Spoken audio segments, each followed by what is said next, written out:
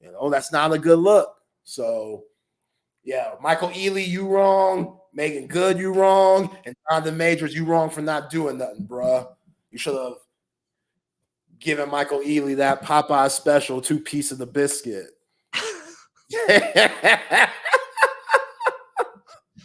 Oh, man, that's funny. That's funny. So, did you watch the ESPYs? I watched a little bit, man. Serena did her thing. I thought she was good, but yeah, it doesn't do anything for me really at this point. Like, no highlights. I saw when they were talking about that guy in the wheelchair, and he was talking about that he didn't know if he'd live or not. Then they went to a B-roll of DeMar Hamlin. That was a little odd. That wasn't the best timing, but what you gonna do?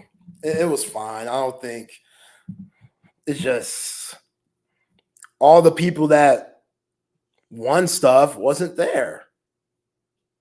Don Staley and her. No, Luka won best basketball. He wasn't there. Patrick Mahomes won best. No. Mahomes got baby number 3 on the way. Brittany Matthews, man. Does she ever rest? Yeah, but he was at Wimbledon with her. Yeah, she was pregnant there. They got number 3 on the way. So Luka wasn't there, best NBA player. Nah, Luka's still in Europe. He ain't coming home for that shit. Caitlin Clark was probably there. I don't think she was. Wow. Because WNBA season. Yeah.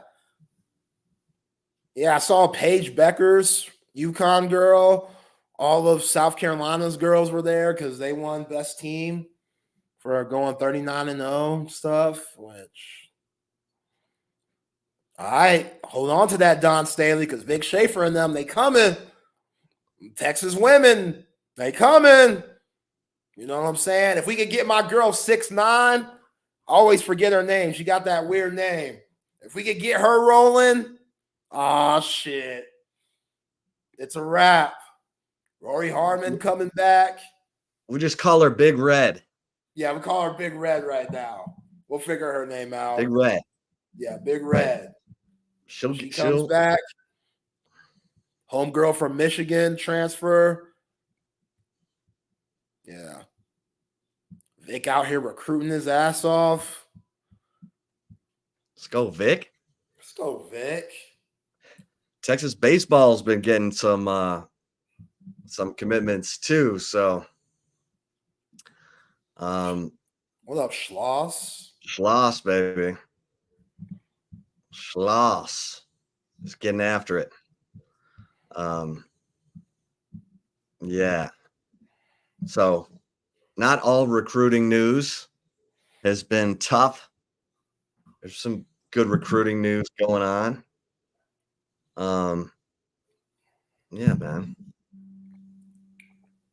I saw 39 Longhorns are going to be representing Team USA in the Olympics, or just in the Olympics. I want to say representing Team USA, but in the Olympics, that's a big deal. That's a lot. That's a ton. That's a lot. Yeah. Yeah, I'm trying to see what Simone Biles is talking about, because that's one of my favorites this time of the year. Gymnastics. Those girls are so athletic, man. Like Simone Biles, this is the last time we're going to get to see her. So, she's going to put on the show. I know they're letting her hubby, Jonathan Owens, he's able to not be at mandatory camp for, who does he play for? I want to say Bears, but that doesn't feel right. Either way, he's on some NFL roster, but they're letting him go to Paris to watch his woman, as they should. Like, she's the one that wears the pants in that relationship anyway. When she said something about that, she hates how we joke about that. she's rather die for her man because they give him a lot of crap for being the worst athlete in that relationship. Which, dude, you're an NFL player, but yeah, you ain't touching your woman. Yeah, he's on the Bears. Somebody on the Coda text line, appreciate it. Just let me know. Like, that's just how it goes, man. You chose her. Yeah, you chose her. You didn't have to go on that date. So, all right, let's bring in the fellas from SEC Unfiltered, Chris Phillips, Dave Shoemate. What's up, fellas? What's going on, man? Chip, I have a question for you. How do we get the follow on Twitter from the great Chip Brown? Oh my God. You just Chip's a ratio. He's a ratio guy. I don't mean to put you on blast, but I'm just curious, man. We've been doing a lot of I've been interacting with a lot of Texas accounts lately, and I'm like, man, we just can't get that follow from Chip for some reason. He's big leaguing me. He's big league. Yeah, he's too big time. He's big league. He's big league. Mm-hmm. All you had to do. He talking cool on there, but he gonna send you that Venmo for it. Off there. Yeah, Chip, you're like my guy. You're like my guy Tim Brewster. He used to be over there. He used to be, the coach Tyson. Oh yeah, Brew. Well, Brew used to always be like, Coach, why won't you follow me back? Literally, you call me every night, but you won't follow. He's like, it's a ratio thing, brother. Once I start adding more followers, I'll add somebody I follow. Like, what? Say what? There's people like that. Bro. I'm messing around. I don't think you're like that, but he was. I don't even know what Brew's talking about, but I am following SEC Unfiltered now, baby.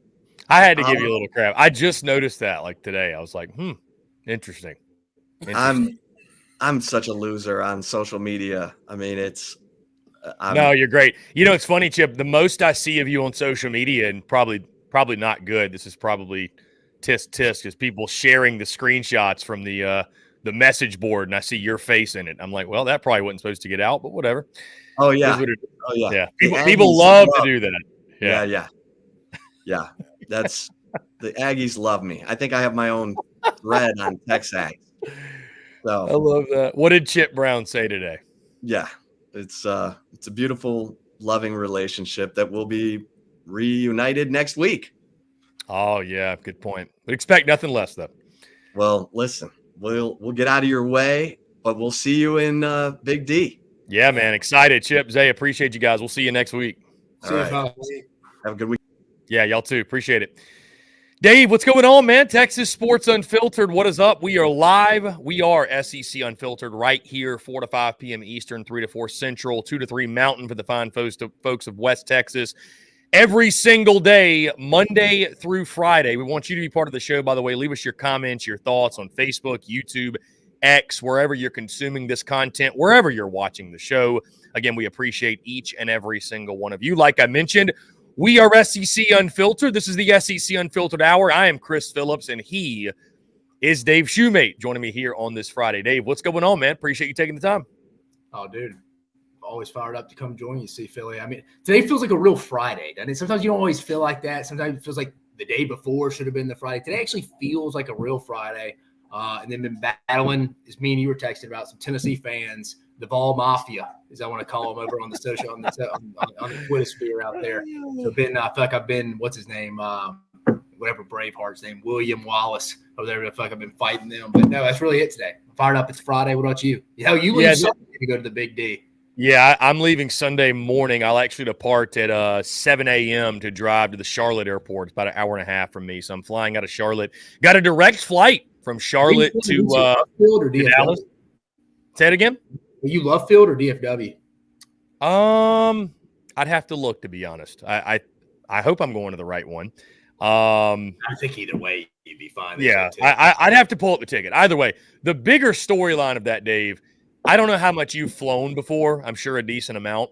I've flown a decent amount, not a lot, I would say. Definitely over the last couple of years, I've started to fly more.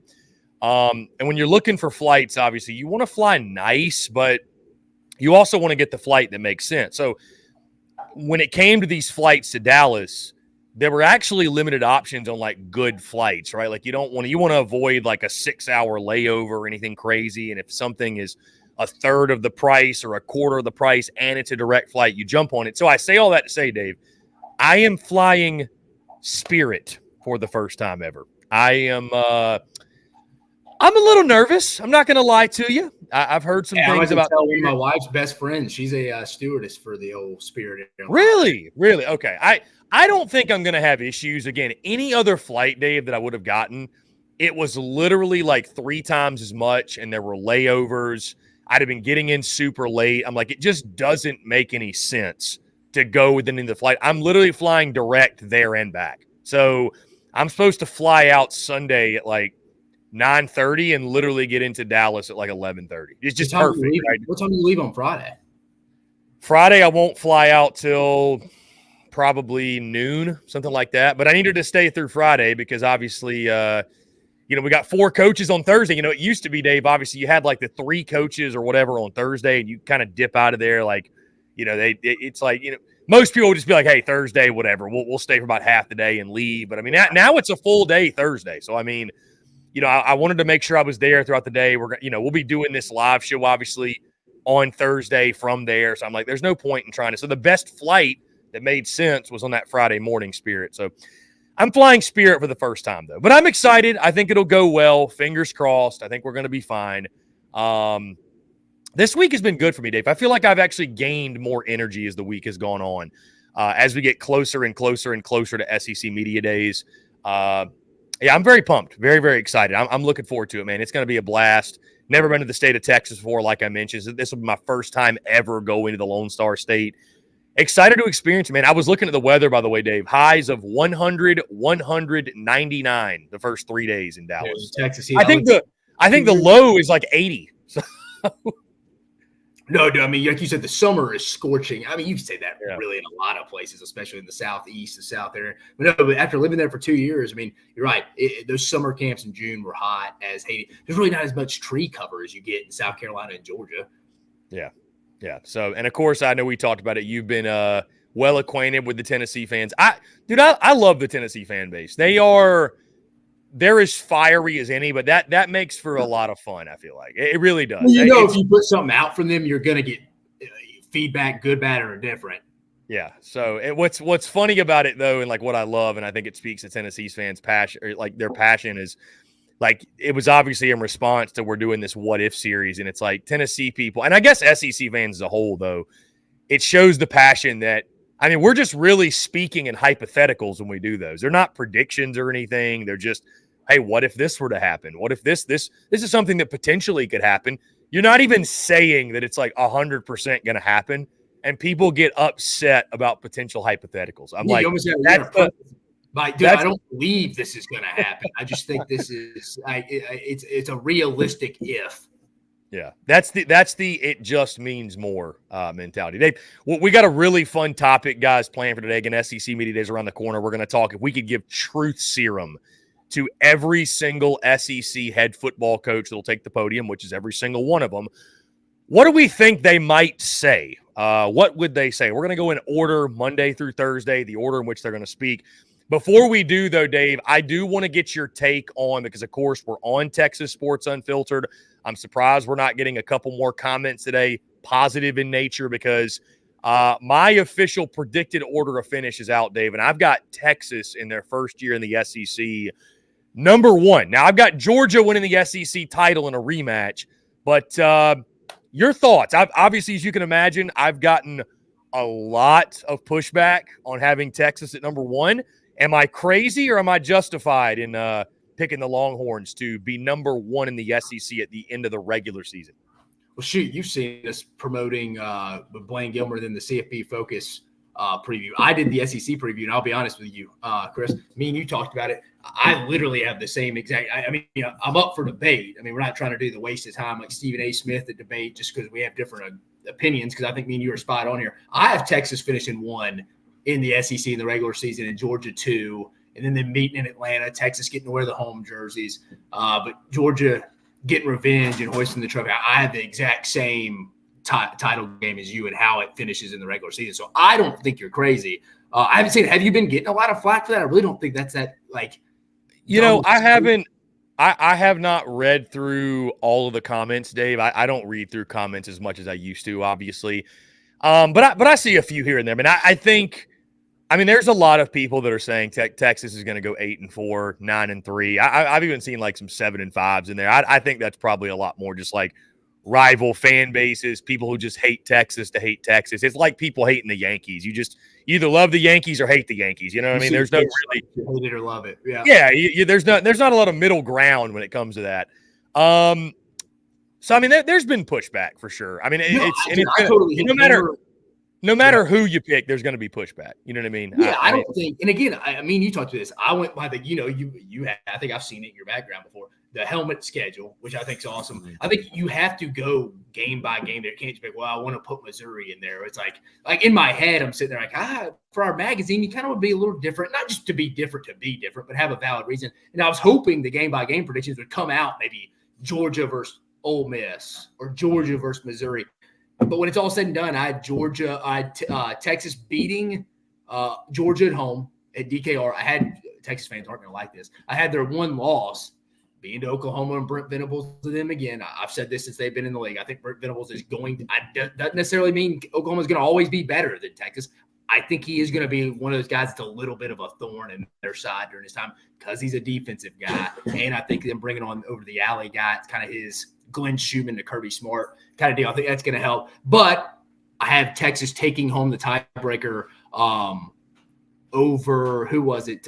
Over Georgia, and I have Georgia winning the tiebreaker over Missouri and Ole Miss, and them having the rematch. Which I don't think that's that far fetched. So anybody, we may not be right. There's probably a good chance we're not right, but I think it's as safe as not safe, but as real as a pick as possible. I mean, I think other than outside of Alabama, Missouri because of schedule and Ole Miss. I mean, who else are you putting in the conference title game realistically? I mean, again, I've been open. I'm not as high on LSU, so I don't think they'll be it. But I think it's really a 5-team race. I think you'll see 2 teams out of those 5 that I named. I'll say this, Dave, about Texas because I'm going to hold off on revealing like my game by game predictions until the week following SEC Media Days. We'll start dropping them then. I also obviously have Texas beating Georgia, though. There's no way they could finish. I don't have Georgia losing 2 games, right? The loss that I have for Texas, there's a loss in there. I'm gonna leave it at that. So Red River, though, Red River, I tell you what, that'd be huge for Oklahoma. That'd be massive. Just back-to-back wins. Yeah. It's, I mean, in regards to, I think for perception as well, like Texas getting all the hype, and if Oklahoma's able to beat them. Even if Texas finishes with a better record, I mean, how can you justify? How can you say that Texas is like ahead of OU as a program, or we should be talking more about them if OU wins back-to-back games in that rivalry? You know what I mean? It's just, I mean, OU would have to go out there and handle it the rest of the weeks and everything, but I mean, we got an on-field comparison between the two, so. That'd be huge. That a huge shot in the arm for Venables too. That'd be a huge shot in the arm for him. So yeah, I have a hard time seeing anybody go undefeated this year. Maybe I'm wrong. Yeah, but. No, I don't have an undefeated either. I would tell you this, man, that for people, and you know how it goes, David. It's totally fine. People look at your predicted order of finish. Like here's why I don't take any of it personally, Dave, because there's not a predicted order of finish that you could publish that everybody would go, yeah, that's the correct one. Like it's just not. It's not. Honestly, it'd be a little creepy or scary if it did happen. Right. Well, and what I think is interesting, Dave, and I think what fans are going to have a hard time maybe adjusting to is like you see Bama 5th, right? Like I'm high on Tennessee, right? You see Bama 5th though. You see Mizzou 6th, and it's like what you don't realize is. The team finishing 6th very well could and probably will be a double-digit game winner. Because so it's not what? Did you have 3 or 4 teams at 10-2? I had 4 at 10-2. Yeah. Who was it? So Bama, Tennessee, LSU. So I had. Let me make sure. I might have had 5 actually. Believe it or not. At which, guys, again, like it sounds crazy, but to what Dave said earlier, like when you're doing the predicted order of finish and you're doing all this stuff. You just like it's very easy to sit here and say, okay, team A would beat team B. Like this all like the math all makes sense. But so much of it, what you realize when you go through team by team, because I find myself, I surprised myself, Dave, how high I was on some teams. Like Kentucky.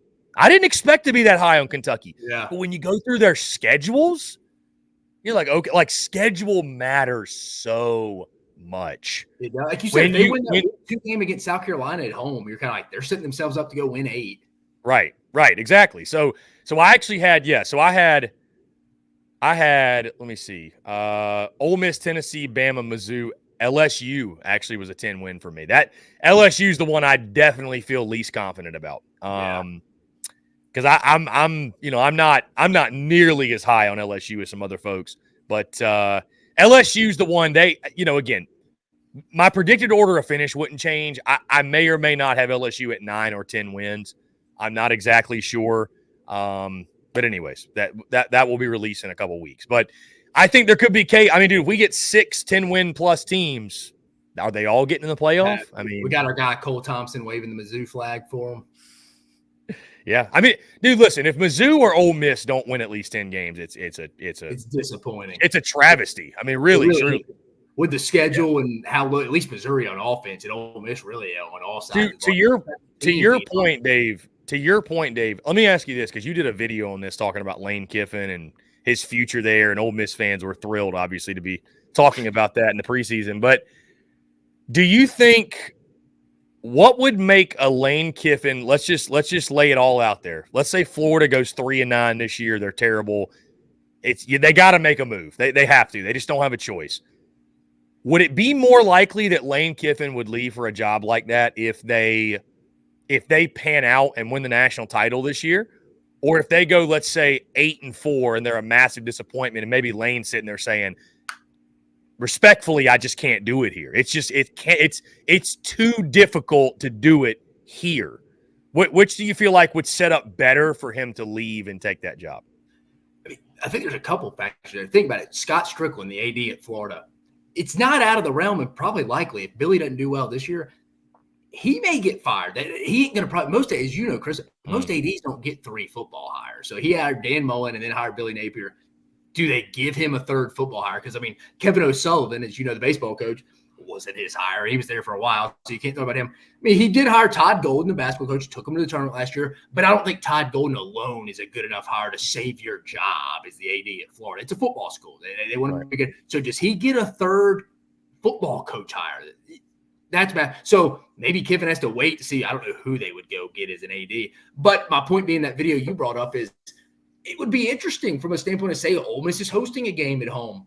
Florida isn't going to want him to – and let's say Ole Miss makes it all the way to the championship game. There's a month between the first playoff game, first round, and the national championship game, because I think the national championship game this year is like January 19th in Atlanta. So the Florida ain't going to let him just go sit there for a whole month and prep and let Ole Miss – they miss a transfer portal window. And I know some will be like, well, he can do both. It's like both of those schools would not want him half-assing his recruiting for Florida in the biggest portal window. And then Ole Miss is going to be like, no, dude, you aren't sitting here like recruiting for Florida while we're trying to go prepare to play Oregon in a couple of days, dude. Like, no, like we'll just promote Pete up and we'll go as is. Like, so I think it's an interesting dynamic, and not just for Ole Miss. I think Ole Miss fans think I'm picking on them. This is going to happen at some point to somebody. Like, say Liberty's coach, Jamie Chadwell, if they make the playoffs this year, and let's say Beamer gets canned, he gets the South Carolina job. Does he coach Liberty in the playoffs? Or South Carolina like, no, dude, if you want this job, you're coming now and you're helping us recruit in December. I think that's going to be something that's not talked about a lot. I know it's only talked about because I'm doing this in the off season, but it is interesting conversation that may not hit a lot of people in the face until it happens and we're in December. Dave, do you think you make a great point with the way the calendar sets up now, and we used to call it early signing day. It's just signing day in December. That has become National Signing Day. Do you feel like with signing day being in December, does it lead to schools having a quicker trigger from the standpoint of, hey, if we can fire a guy, let's say, instead of waiting end of season, maybe if we fire a guy end of October, get a new guy in by, mid-November, then we can kind of salvage this recruiting class? Like, does that accelerate the process, you think, in your mind? Yeah, I think in today's world, you're going to see people probably cut the cord a little earlier now, so they can at least maybe not hire someone initially, but start getting. We saw this. Did we not see this last year with Jimbo and Zach Arnett? I guess Arnett was after the season, right? Arnett was, and then Jimbo was after remember they beat Mississippi State the weekend. It was after the state game. Yeah, they just won with the backup quarterback, but the Ole Miss loss, I think, was the final nail in the coffin. They just let him go another week. and then they let him go. I mean, who else had been? Harsin went a couple of games. They thought, what game was it 2 years ago? They let go of him. It was in the middle of the year because you had Cadillac. I forget which game, but it was pretty early. It had to be. I think it's probably about after the 6th or 7th game because remember Cadillac was like a big ordeal and kind of Auburn, as they were promoting him pretty high. So yeah, you're right. I think it'll speed it up because I think these athletic departments will want to be getting their ducks in a row. But from a Florida standpoint, it hit me the other day too. I was like, dude, Scott Strickland. Probably. I guess it depends how bad it is, and I don't know his relationships with the big Florida donors. But as you know, Chris, I mean, you've been in the sports media longer than I have. Most ADs don't get 3 football hires.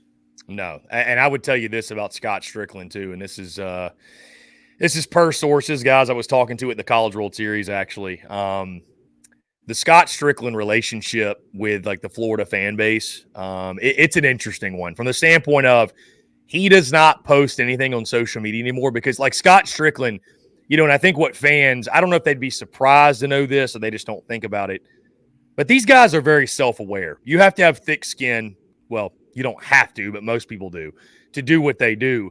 Like you and I have had conversations off air about coaches that care way too much about what people say about them on social media.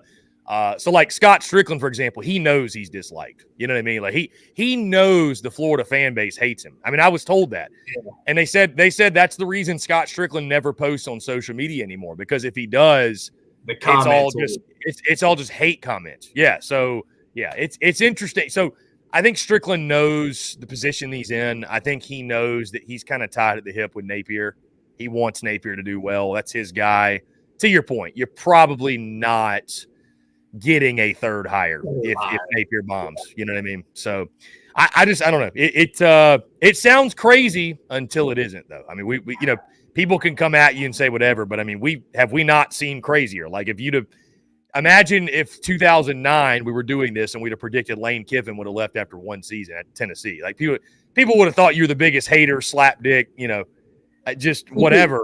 And question for you, you're an insider here you're more aware of the South Carolina athletics department. Is Ray Tanner I know he's a Hall of Fame baseball coach at Carolina.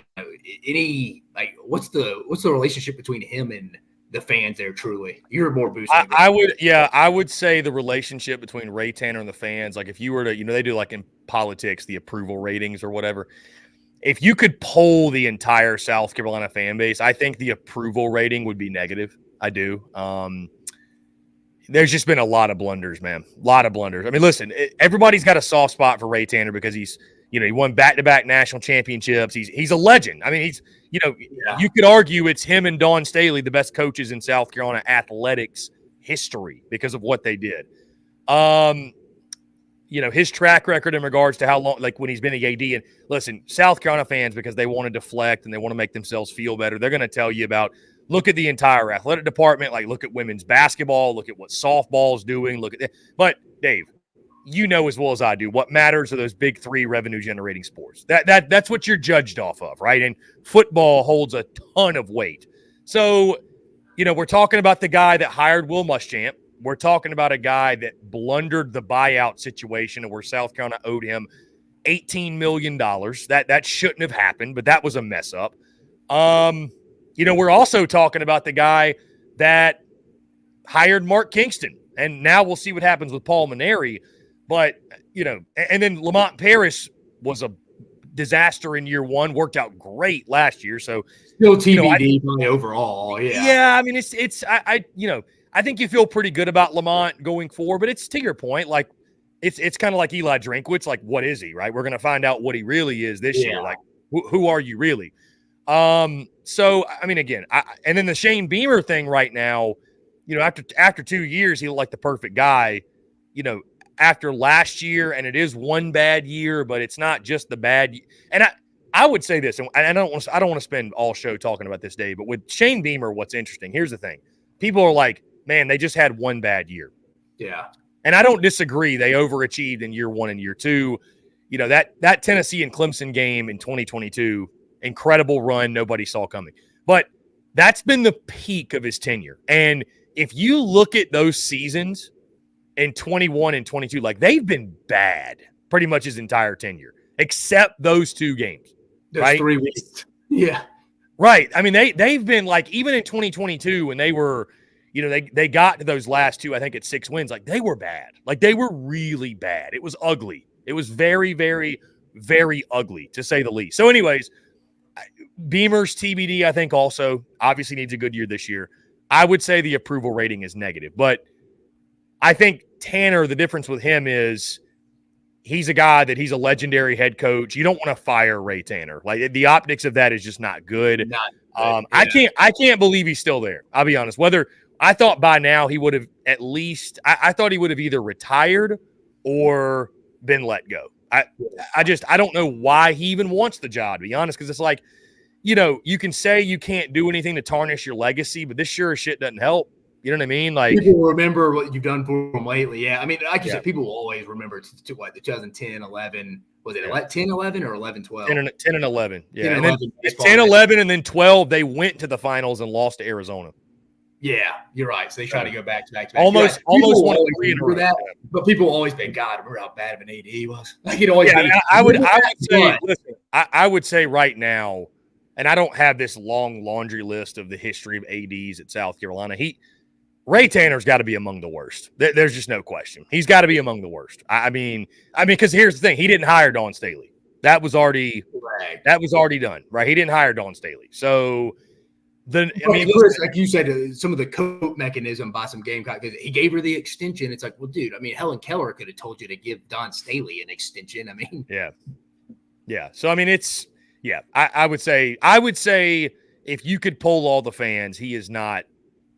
They would not give a positive rating of the job he's doing. Yeah. So, because again, it's like as an AD, it's really tough to critique and because what does an AD do? I mean, you're judged off your hirings. That's what you're judged off of, because all the other stuff, you're not hiring the guy because he's a master at making schedules. You know what I mean? Like that's just not what you're doing. So, it's all about hirings and firings, and I think maybe we can't win any games, man. But our road trips and non-con players, right. I think you mentioned it, or maybe somebody else did, that it's becoming more and more and more of a business. This was Mike yesterday. Actually, it's becoming more of a business. So getting somebody in the AD spot that has business experience. I mean, listen, they gave Ray Tanner that job. It was a lifetime achievement award, Dave. I mean, Ray Tanner was as qualified to be the athletic director as he was as qualified to be a high school gym coach. Like, you know what I mean? Like, it was a lifetime achievement award. And I know Ray wanted it. Don't get me wrong. He wanted that job, which is a whole other conversation, because it's insane to think how many good years he had left in the diamond and just didn't want to do it anymore. I mean, whatever. Anyways, all right, Dave, let's move into this. SEC Media Days next week. We're probably going to do this for the rest of the show.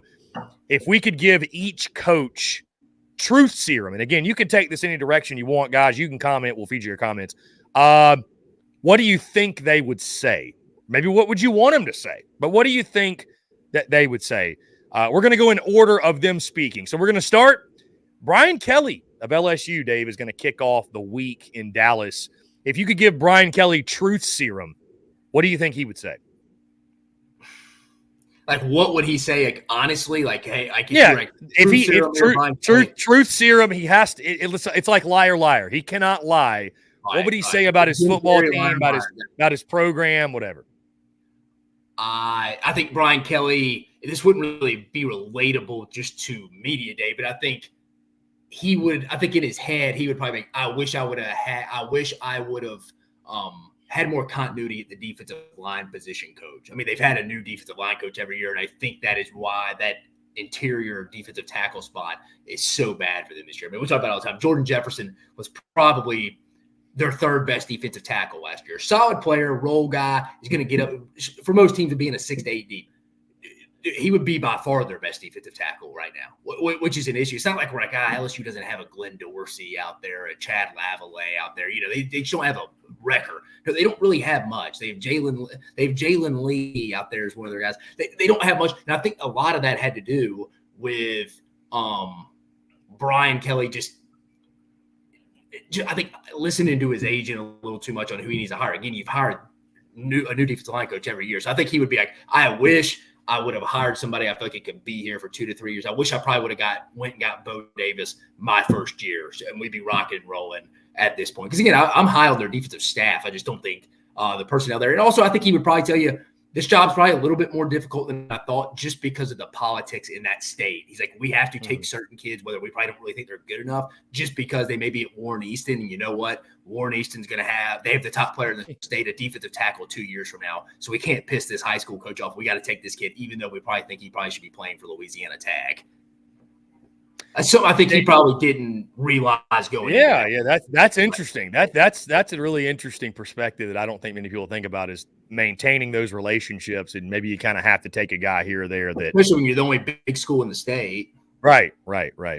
I would say, Dave, you recall this was about a month, maybe 2 months ago, where we had that whole NIL fallout thing with Brian Kelly said guys getting paid. I think if you gave Kelly truth serum, he'd say, we're rich. Like, we're rich. We're paying guys. Like, people think that I hate NIL, and they heard me say this thing one time, but we're actually a really wealthy program. We're fine. So I think the comment he made was something like, every coach kind of tries to phrase it as like, if you only want to check, don't come to this program. It's if you only want to get paid, don't you come here. But I think what Brian Kelly, if you gave him truth serum, he would say, we're paying guys. Trust me. We're loaded. We got money in the boot. We got money. I saw yesterday, to your point, TAF, Tiger Athletic Foundation, and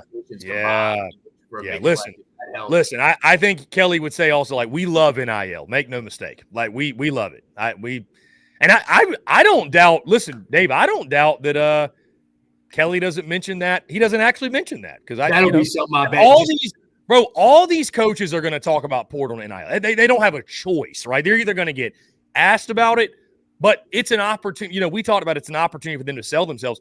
It's an opportunity for them to sell their collectives. They can go up there and talk about their collective. I mean, I'm not taking away from director of player personnel or the head coach or the coaches, but like, recruiting goes as much through the freaking collective as anybody now. I mean, they're the ones facilitating all these deals, and it's just like, hey, I'm going to be your coach, by the way. You can go finish your convo with them. So, I mean, yeah, I don't doubt he doesn't say, hey, listen, we love NIL at LSU. Come on. It's got 3 letters, just like LSU. It's our second favorite 3-letter word, So he'd be dumb not to. Yeah, exactly. All right, let's go Shane Beamer. If you gave him truth serum, I'll start with this one, Dave. If you gave Shane Beamer truth serum, what would he say? I'm going to go first, but I got to think about this one for a second. I think Shane Beamer would say, I think he would be honest and say that we are praying to God we stay healthy. Because after last year, double-digit injuries on the offensive line, I think he would say, there's nothing we could have done different. He's going to give the coach speak answer on it, but I think they would say we are just praying to God, because at South Carolina, we are not a place that has enough depth, and not many do, but he'd say we don't have enough depth to withstand injuries again, and we will fall short of our goal of making a bowl game if we have that happen again. So I think there's a lot of things Beamer could say, but that's the one where, in relation to this year's football team, I think Beamer would essentially pray to the football gods on the podium that they aren't snake bitten again. Dude, I mean, I think you hit hammer on the head with that. I'm trying to think of anything else he would maybe say that would be like a realistic. I think it's probably depth, because I know they probably don't feel real great about their receivers. I don't feel like they have a great weapon on the outside. They've had the last 2 years 2 really good weapons, true number 1 guys, Juice Wells and Xavier Legette. I'm with you. I think he's like, I hear him all the time say, I feel good about 9 to 10 guys on the offensive line. It's like, do you really feel good? Like, there's going to be some drop off there. It's like you said, but the injury bug, I feel like, is snake bitten that position. Since, Chris, you could probably tell me better. I feel like it was even a snake bitten position from us, champ. Like, I feel like it's all like few truths in life: death, taxes. Tennessee beating Kentucky, and South Carolina always having injuries on the offensive line, at least for the past decade. I feel like, I'm sure it doesn't go all the way back that far, but like, just in my head, it just feels like, dude, every year it's like they're always, and I feel like it's as talented as a roster as he's had. I feel like they've done a solid job up front. I think the defensive line is one of the more underrated positions with TJ Sanders and Tonka Hemingway. They have 2 good linemen I like, the Trevon Ball and Tree Babalade. I like those guys, but just can they stay healthy, right? I think he would say the exact same thing. I think he's like, for the love of God, please just give us the long end of the injury stick here.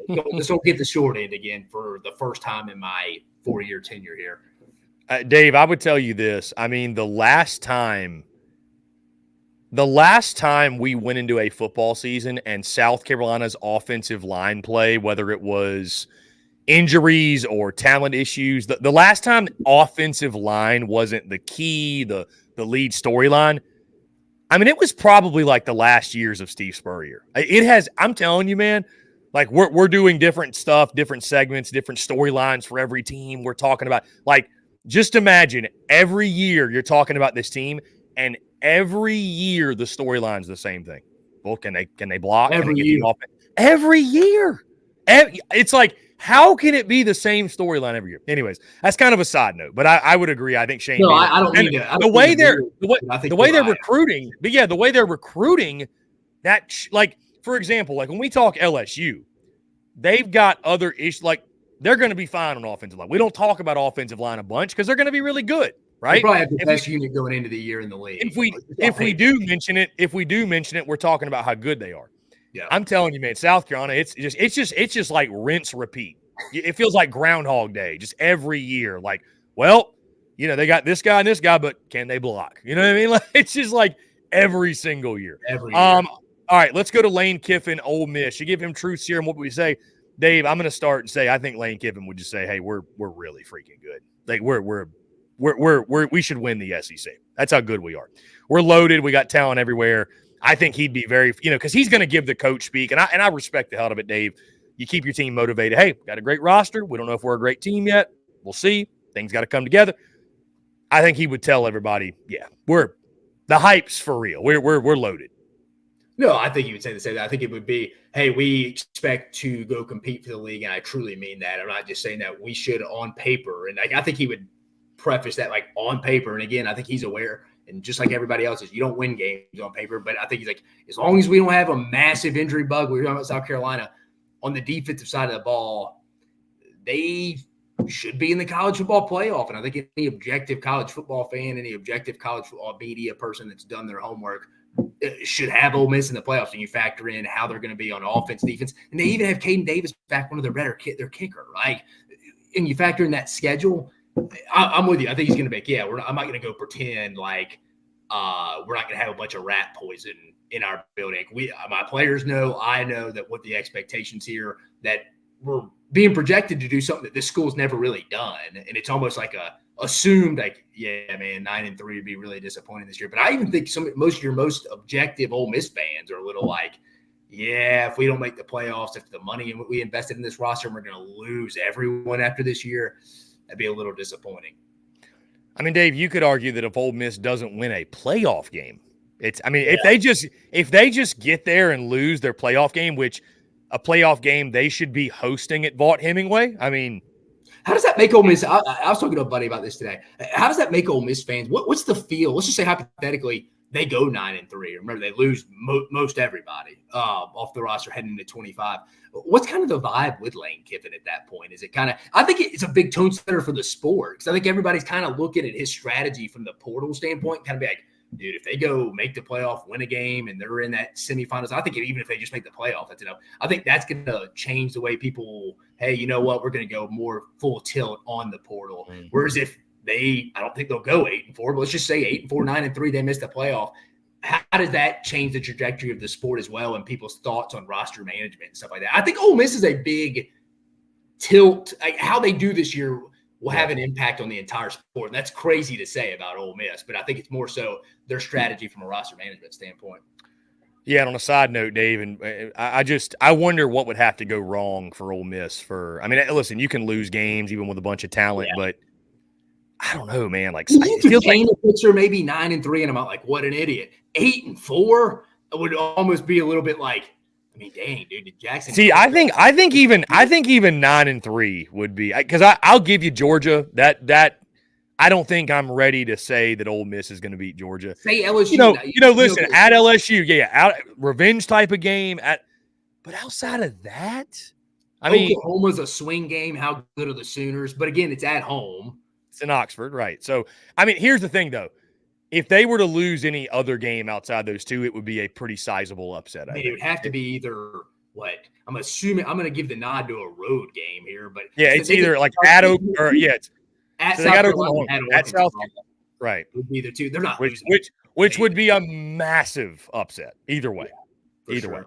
way. By the way, shout out to our guy Luke RJ just commented. Shane Beaver would say I need to focus more on the offensive side of the ball. Luke RJ has been tuning in my content for a very long time, so we appreciate Luke RJ dropping the comment. And they got to be better on offense. There's no doubt. Offensive line specifically. I mean, it goes hand in hand. Dave, Clark Lee of Vandy. If you could give Clark Lee truth serum, what would Clark Lee say? Why did I take this job? I should have stayed at I should have stayed. Like, I love my alma mater. Go Doors. I bleed black and gold. But, dude, this job in the midst of me having – his first year was 2020. He took over right after the COVID season. Or his first year was 21. He took over in December of the prime COVID time. The sport changed on him that whole summer. And it's – dude, like, you're just not keeping guys like Will Shepard and stuff like that. I mean, hell, they even lost a starting quarterback to go be a backup quarterback at LSU and A.J. Swan. Like, that's just almost, in my opinion, just an impossible job. Like, I don't even know if being real, of going to consistently a 6-win season in a bowl game is even real at this point, dude. I mean, you can't even keep kids that have been starting for you for 3 or 4 years. Like, and they'll go leave. Like I said, the quarterback's giving away free playing time. Granted, I like the Diego Pavia kid they took from New Mexico State. He's probably honestly better than A.J. Swan, but still, like, I don't know. I think he would be honest and be like, you know what? I wish I probably would have stayed at Notre Dame as the DC another couple of years, and I could be the head coach at Northwestern right now, and we have more money, better facilities. I'd have a better chance of winning 6 to 8 games a year. Yeah, Dave, I think Clark Lee would say I'll put it to you this way. There's two. The first thing I think he would say, I'm trying to win at a program. I got one hand tied behind my back because of deficiencies and NIL and just everything. But this is what I think he'd say, and this is what a Vandy media member said to me last year during the middle of the season. He said, Chris, I cover the worst Power 5 program in college football. I think that's what Clark Lee would say too. I think he'd say that's fair. That's accurate. This is the worst Power 5 program in the country. And I wonder, man, I feel for Vandy too, man. I feel for Vandy folks. Because I wonder, and Clark Lee's a Vandy guy, so I'm sure he won't think this way. But you got to think you're sitting there like, man, like, would I rather be at Vandy or like a solid Sunbelt job? Like, you know what I mean? Like, would I rather be the head coach at Vandy or Troy? That's not even a comparison to me. Like, I mean, what good is being in the SEC if you're getting your shit kicked in every week? So you go into every offseason. I bet the offseason come December is depressing too. It's like, all right, gosh, guys, we only won 3 games and now our roster is just getting purged. Yeah. So, yeah, I think Clark Lee would be very honest about the situation. All right, let's move into who's speaking on Tuesday. Kirby Smart will kick off today. Dave, you give Kirby Smart truth serum. What's he saying? Kirby Smart truth serum. I mean, I think initially everybody's going to talk about, obviously, the speed and stuff, but I'm going to go more of a football standpoint. I think he's going to be I think if you really gave him an honest assessment, I think he's like, we should have won the freaking national championship last year. He's like, I think we were better than Alabama, Michigan, Texas, and Washington last year.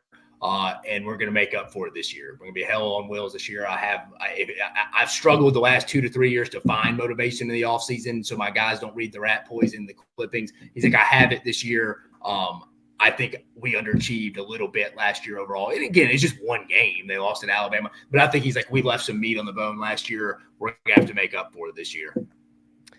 I think Kirby would say truth serum. Dave, I think he'd admit I am ecstatic that Nick Saban has moved into retirement. Yeah. Yeah, that too. I think he'd admit I'm so glad.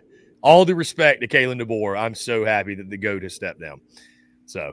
Oh no, I think behind closed doors he would say that, and I think he would be like, "Dude, how did we not win it all last year?"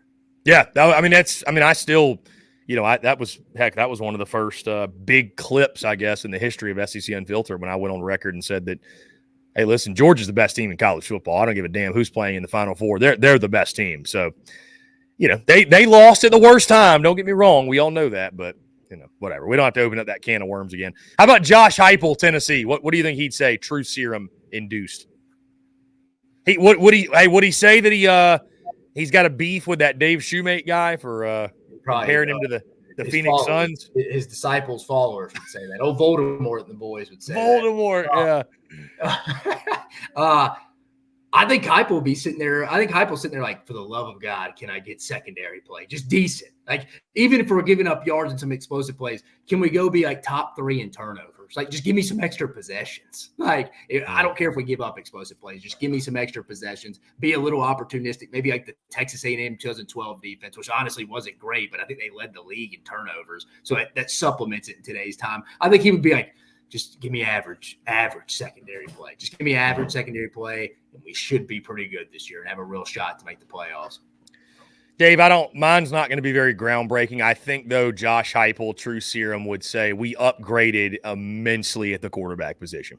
All due respect to Joe, we are vastly better at that position. I think that's what he would also pray for Cooper Mays to stay healthy, the center. That too, yes.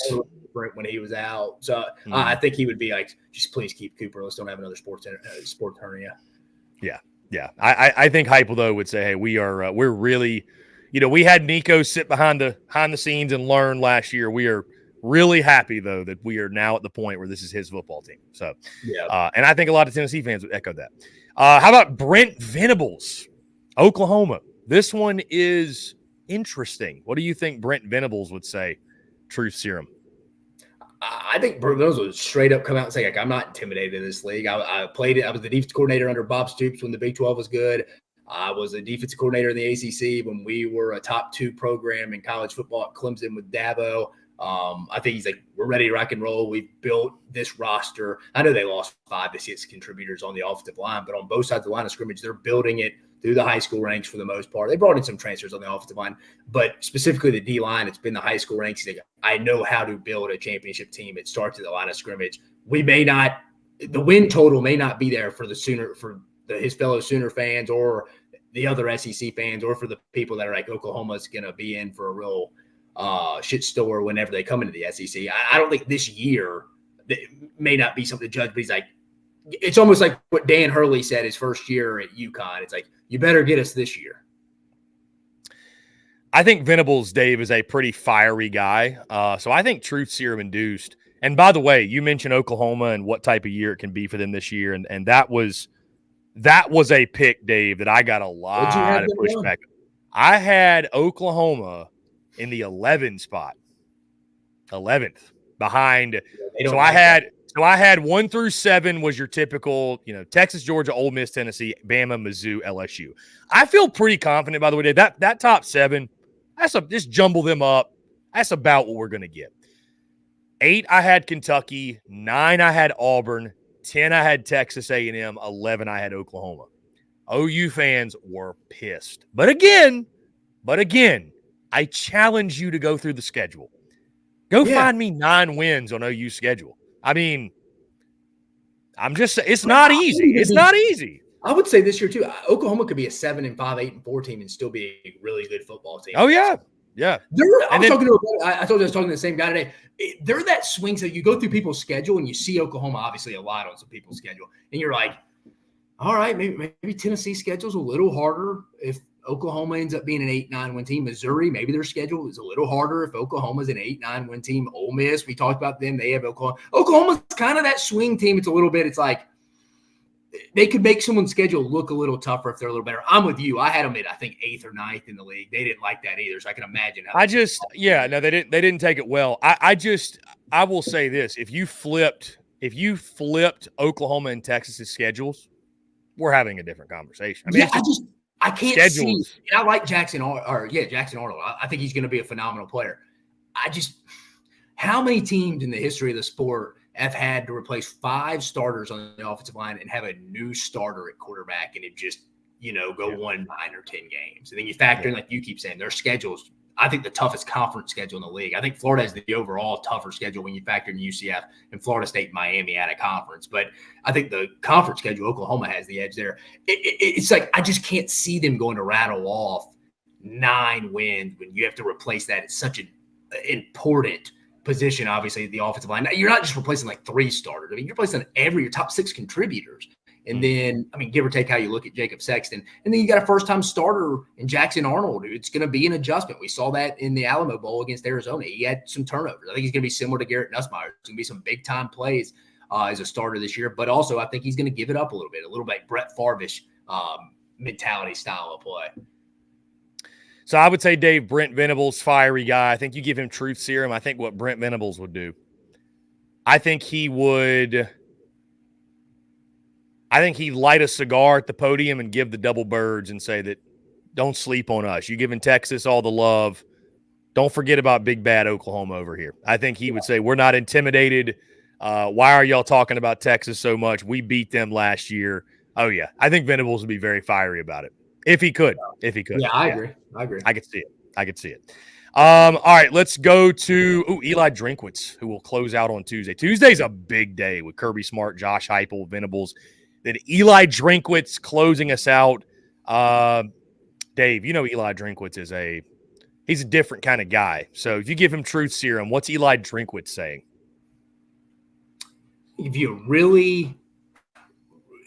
really ask Eli Drinkwitz, I think he has to have some concern on defense. If you really got him behind closed doors and you made him, like you said, you used Jim Carrey and Liar, and he was forced to tell the truth, and someone asked him, it's usually, I forget his name, the Arkansas beat writer gets the first question. If he's up there asking him, I think he would be, yeah, I have concerns on defense. I really do, because we lost our best players on the defensive line, the linebacker position, and our starting two corners. And then we have a new defensive coordinator. It's never coached, or it hadn't been a coordinator. He's coached at Ole Miss, but he's an assistant coach, but it hadn't been a coordinator at the Power 5 level. I think he's like, we should be really good on offense if we can stay healthy. But defense, I think he would be like, that's more of a concern than probably I see our fan base on social media giving credit for. It's a legit concern. I like our schedule. But if we have some injuries on defense, and they were lucky last year in the injury bug, they did not have – I don't think they had an offensive lineman miss a start or something like that, or their top 6 guy. Some crazy stat, I can't remember exactly, but it was something like that. So I think that would be a little – I think the defense's health, depth, losing so much from a contributor standpoint, I think he'd be like, yeah, I think that could hinder us not replicating what we did last year. I think Eli Drinkwitz would say – thank you, SEC Mike, but even I know Brady Cook's not the best quarterback in the SEC. I think he'd admit that. I think he'd admit Brady Cook is not my system. Yeah, he'd say, thank you, SEC Mike. I appreciate it, but I know for a fact. I love Brady. Love Brady to death, but he ain't the best quarterback in the SEC. So, no. I think he'd be honest. All right, let's go to Wednesday. Kalen DeBoer kicking things off with Alabama. I'll start with this one, Dave. Truth serum to Kalen DeBoer. I think Kalen DeBoer would say – I'm nervous about meeting expectations here because the expectations are so freaking high. The challenge of being the guy after the legend. I think he'd admit he's a little, he's excited for the task at hand, but I think he'd admit he's a little nervous about, hey, there's no patience here. I have no patience whatsoever, and I just don't know what that could mean for the future for me. For Kalen DeBoer,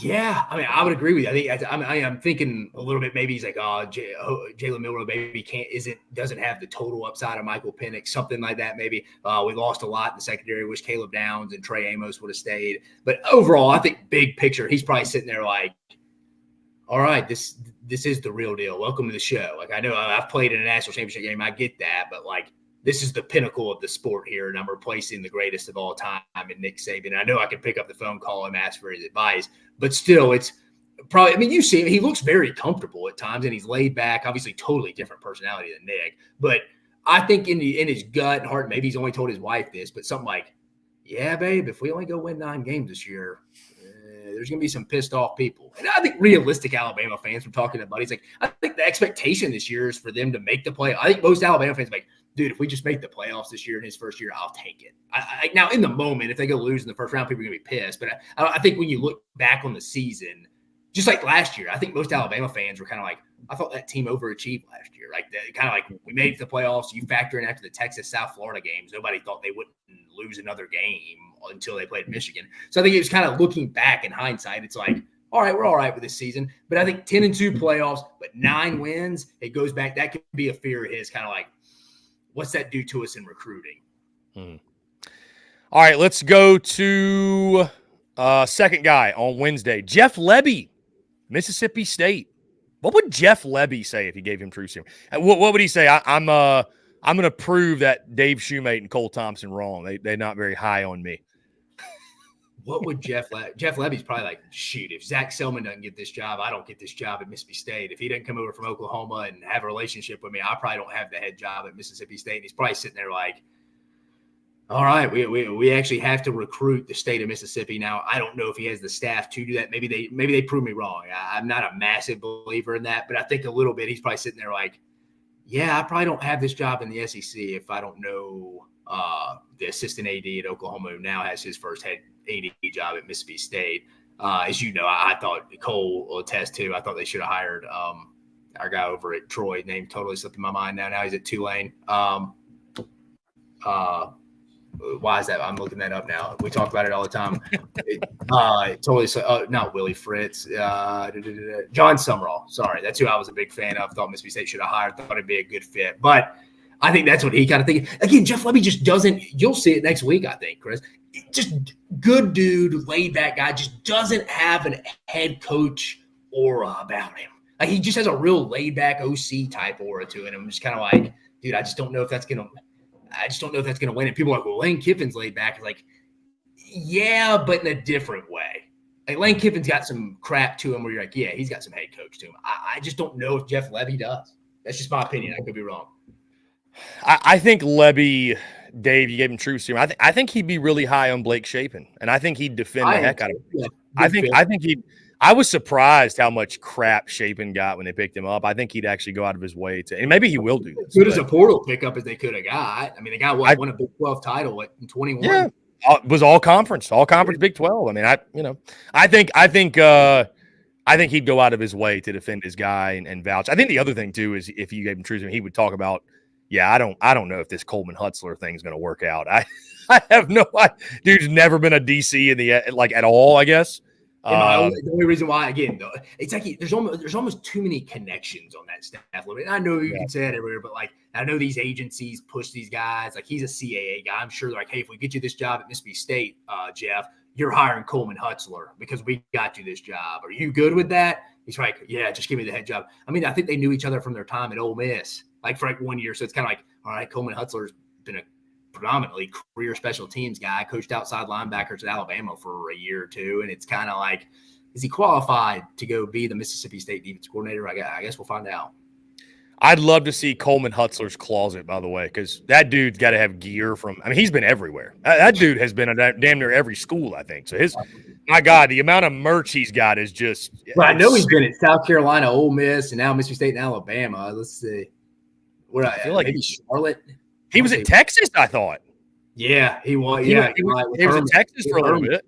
Yeah. He's been all over the place. So, all right. How about Billy Napier, Florida? Gave him true serum. What's Billy Napier saying? Dude, I'm gonna go a little opposite here. I think with Billy, I think he would be.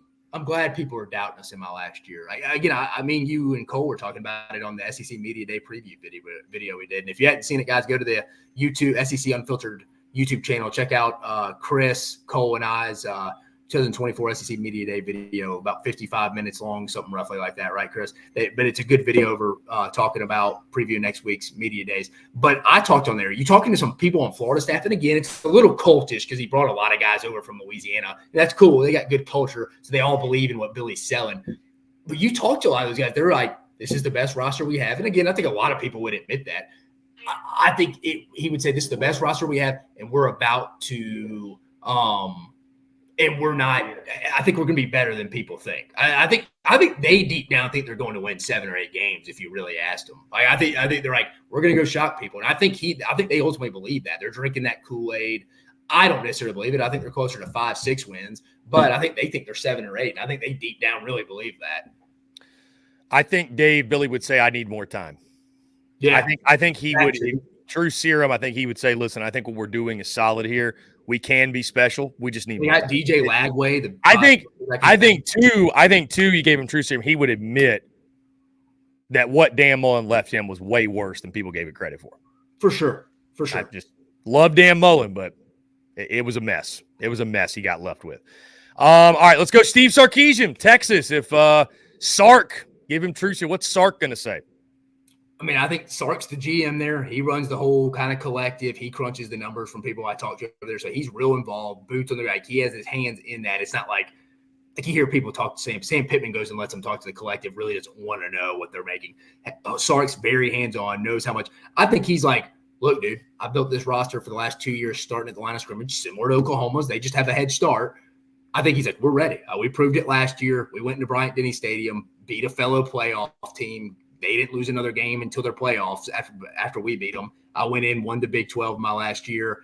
He's like, I think this roster is built for this year. And it just happens to be we're rolling into the SEC. And he's almost like, I don't give a damn what conference we're rolling in. This roster from top to bottom, if we can get some things figured out in the secondary, should compete for a national championship again.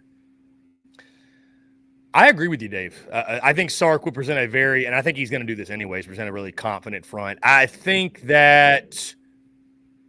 he would probably admit he's a little concerned about the line of scrimmage defensively, the interior defensive line, maybe the secondary as well, concerned about the defense coming into the SEC. But I echo what you say, man. I think Sark would be very, very confident from the standpoint of, hey, we're Texas. We should be getting the hype. This is where Texas football is supposed to be. And I think he'd go out on the podium and say, we're going to win the whole damn thing in year one. That's what I think. I think both new kids on the block exude confidence in that. I think it's not like a fake coach play. I think they believe it. Yeah. All right, Dave, let's go to Thursday. Let's run through these really quickly. Sam Pittman, Arkansas. What do you think the Boss Hog would say? Do I want to do this anymore? I mean, dude, I think that's what it is. I think if you really got him behind closed doors or you made him, like, again, the Jim Carrey, he had to say what he's thinking in his head. I think he's like, do I really want to do this anymore? I think that would be his thing. He's like, it'll be interesting to see how this year goes. Does the stress take off? I mean, I don't have kids. It's just me and my wife. We can go retire at my lake house. I can go live out, just be old Sam Pittman, one of the better offensive line coaches in the sport, certainly the last 10 years. But I think he really has in his head, like, do I want to keep doing this anymore? Like, does he go right off into the sunset if they win 7 games? Just kind of like, you know what? Like, y'all go do y'all's thing. I think Pittman would say, I really hope this Bobby Petrino thing works. Yeah. And it was a little bit of a desperation move because I'm slipping. And maybe I would love Bobby to take over when I leave, to your point. Yeah. How about Mike Elko, Texas A&M? Listen, truth serum, I think Mike Elko would say, can we not set the bar so insanely high so early on? I think he would. I think Mike Elko would say, hey, would y'all mind letting us overachieve, like what I've said all offseason? Yeah, I mean, I think I've said it on the show before again. So I worked at A&M in 17 and 18 in the recruiting department. So I was there for Elko's first year as a DC. Elko's from the Northeast, and most people stereotypically are very brash from the Northeast. Not a lot of hospitality or anything. Sorry for the Northeastern people listening to the show. He's very brash. He can be brash. Internally, he's definitely brash. It'll be interesting to see, though, him how comfortable he is in that. So, I mean, if you really asked him if he had to say, I think he would be like, can Connor Wigman turn into the leader? Can he start preparing like a guy that we're going to need to be, that he's going to need to be a starting quarterback in this league? Because he's got all the ability in the world. He's got the arm talent. The ball jumps out of his hand better than anybody. He can fit it through tight windows. Guy has all the ability in the world from a talent standpoint. It's just from a maturity standpoint, can he take that next step? Because I think they kind of go as he goes this year. So I think in his head, he's kind of like, yeah, I think we can be pretty good. I don't field bad defenses. Even back to my Bowling Green days, he doesn't really field ever a terrible defense. They'll give him a chance every week on defense. I think he's like, it's going to come down to Connor Wigman in my first year. All right, Dave, let's go. Hugh Freeze, the Auburn Tigers. They've been the second to last coach to speak at SEC Media Days. You give Hugh Freeze truth serum. And to your point, you may not have to give Hugh truth serum because he just typically speaks the truth. So what do you think he would say if you gave him truth serum? If you really asked him, he'd be judge us at the end of the year, come November, because his better players are younger. So it's going to take some time to develop. I think he's like, judge us early in the year. But the problem with that is, their first 5 games are at home. And I don't think sorry, Oklahoma fans, for listening. That'll be your first road game in the league, breaking in a new quarterback and 5 new starters at Jordan-Hare. They'll probably be undefeated. That'll be a tough game. I think Auburn will win that. They should be 4-1 at worst, 5-0. But I think if you really ask Hugh Freeze, he's like, judge us in November. I'm just telling you, I think we can be pretty good. Not going to say we're going to compete for an SEC championship, but just judge us in November. We may be at that 8-9 win mark. I think Hugh Freeze would admit that Peyton Thorne is more of his fun little project than the answer. I think Hugh Freeze is loving that challenge of trying to turn Peyton Thorne into Now that Hugh's actually something. taking over the play calling, yeah. Yeah. Yeah. I think he's like, you know what? I am going to make this guy a good quarterback. I don't know. It feels like that's what Hugh is doing. So more power to him. We'll see if it works out. Okay, finally, Mark Stoops, Kentucky. He is the final coach. We'll have it SEC Media Days. You give Mark Stoops truth serum. What's Stoops saying? He's probably like, I should be on I should be earlier in the day because Elko's on this day, right? Thursday? Yes. Correct? Yes. So he's probably like, I should be presenting earlier in the day because I should be the head coach at Texas A&M. I feel like I've done everything I can at Kentucky. And if it wasn't for you Texas Ags guys totally just nuking that contract and them going a different direction, I would be the head guy in College Station with a lot more resources at a school that puts football first. Yeah, Dave, you actually took mine right away from me. I would say that Stoops would also say that, I wish I was in College Station right now. I mean, no disrespect to Kentucky. No disrespect to Kentucky, but I do think he would say that. It's ran its course a little bit there. Yeah. So, and like you said, he was complaining last year about NIL and stuff like that. He wouldn't have to do that down there in College. Maybe he gets along better with Mark Pope now than he did with Cal. I would imagine that was a terrible relationship. So as long as Mark Pope doesn't come out and say, hey, Kentucky's a basketball school, just so y'all know, I think they'll be fine, that relationship. Yeah, or if anyone questions if he's the right hire or not. Yes, that too. Guys, okay, we ran past 5, but I wanted to make sure we got that in. A lot of fun, Dave. I appreciate your participation. Thank you guys for commenting, engaging, hanging out with us. Again, next time you hang out with us, again, Monday through Friday, we're live 4 to 5 p.m. Eastern, 3 to 4 Central, 2 to 3 Mountain. Our guy, Luke RJ, also says Mark Stoops would say I should have never started a fight with Shane Beamer. So there you go. The sunglasses thing. Yeah, probably would admit that was a bad idea. But next time you hear from us here on these airwaves, Texas Sports Unfiltered, we will be live from SEC Media Days in Dallas, Texas. Again, I'll be boots on the ground. Dave, Cole, we're all going to be covering this thing from all kinds of different angles. It's going to be an electric week, the official kickoff, I would say, to the 2024 college football season. So again, guys, appreciate you all tuning in. Dave, you're the man. Thank you so much for doing this as always. And again, appreciate you guys. Have a great weekend. We'll talk to you all on Monday live from SEC Media Days.